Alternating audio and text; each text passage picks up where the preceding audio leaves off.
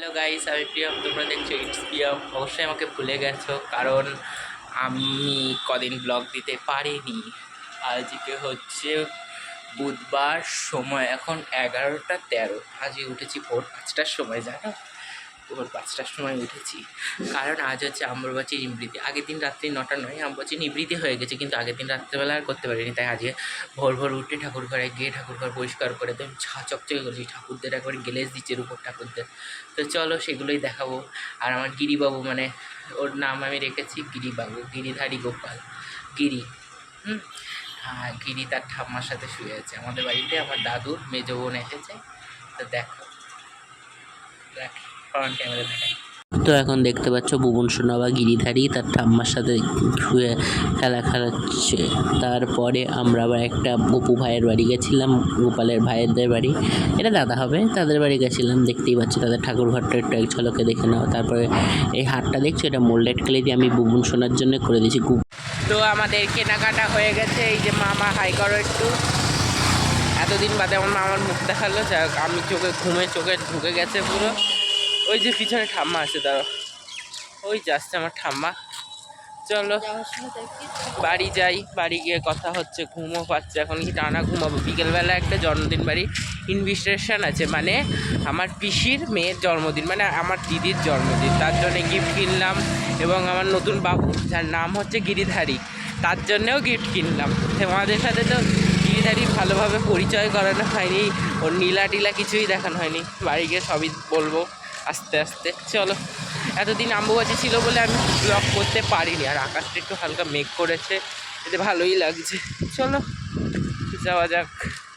তো আসবার পথে বুবন শোনার জন্যে ওই যাদের বাড়ি গোপাল দেখতে গেলে তার বাড়ির সামনেই ফুল গাছ থেকে টুস করে একটা ফুল ছিঁড়ে নিয়ে এসেছি বুবন সোনার হাতে দেবো বলে, কেন ওর হাত পাগুলো এত কিউটি পাই, তো তাই জন্য এখন আমি ভিডিও এডিট করছি, আমার পাশে বুবন সোনা বসে আছে, বুঝলে।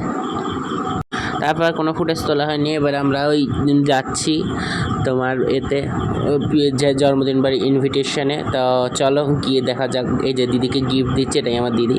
এবারে খেতে বসে গেছি, ভাত, তারপর ডাল, তারপর আলু ভাজা এগুলো ভালো হয়েছিল। তারপর চিকেন, আর কিছু চাই না।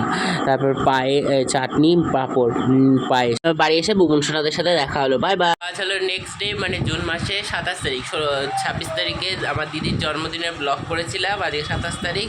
কালকে ব্লগটা শেষ করতে পারিনি, আর এমনিও ব্লগটা একটু ছোটো হয়েছে, তাই আজকের ব্লগ করে দুদিনের ব্লগ একসাথে ছাড়বো, ওকে। আর এখন বাজে ঘড়িতে 9:45, আর গরমও হচ্ছে, ভালো লাগছে না, জানো তো।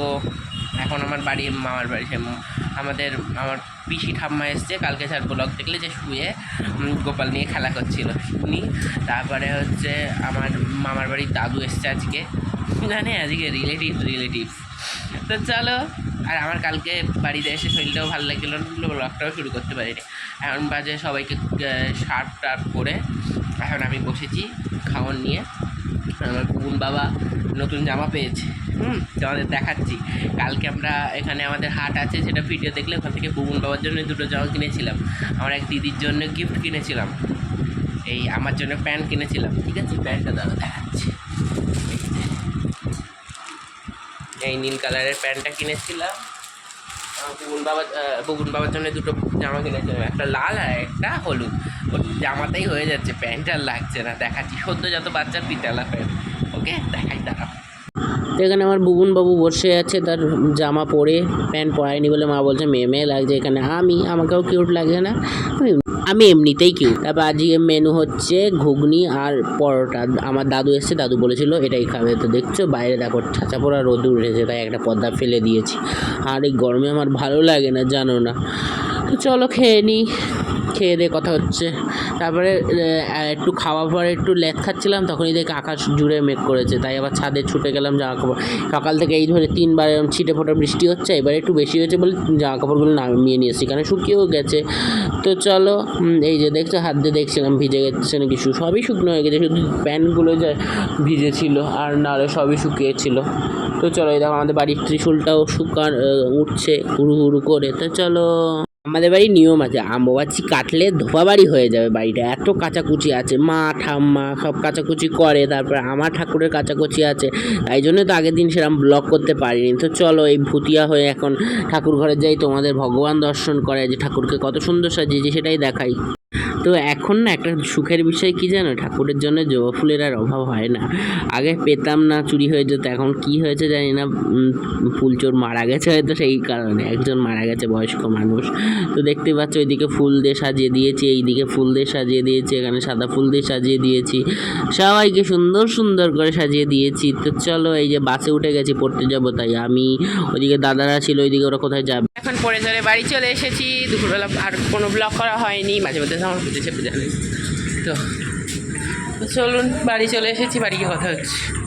এসে তো আয়াম অবাক, মা যশোদা তার লাড্ডু গোপালকে নিয়ে আদর করছে। তারপরে ঠাকুর ঘরে চলে এসেছি, ঠাকুর ঘরের বাসি কাজ সেরে মা আজকে বৃহস্পতিবারে পুজো দেবে, ফুল টুল আমরা ফেলেই দিই। এদিকে বুবুন এসে বসে আছে। সন্ধ্যের আকাশটা দেখেছো কি দারুণ লাগছে, একদিকে কালা অন্ধকার, অন্যদিকে আকাশটা উফ যা লাগছে না, দারুণ যাকে বলে। তো চলো দেখা যাক। তো এখন বাজে 6:45, আমি বাড়ি এসেছি 6:10-15 দিকে। তারপরে তো আর কথা হয়নি তোমাদের সাথে। তারপর এখন আকাশটা দেখলে কি ভালো লাগছে আকাশটা। আমি ছাদে এসেছি, মা সন্ধে দিচ্ছে, বুবুন খাচ্ছে, গপু খাচ্ছে, সবাই খাচ্ছে।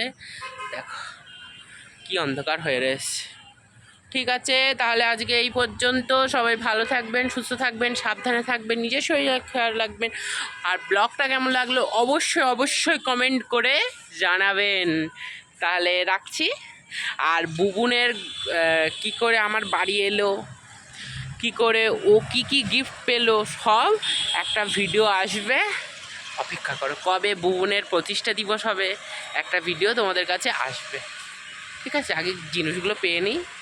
ও 3টে কি 2টো জিনিস পাবে, এখন ঠিক নেই, আসবে। ঠিক আছে, টাটা।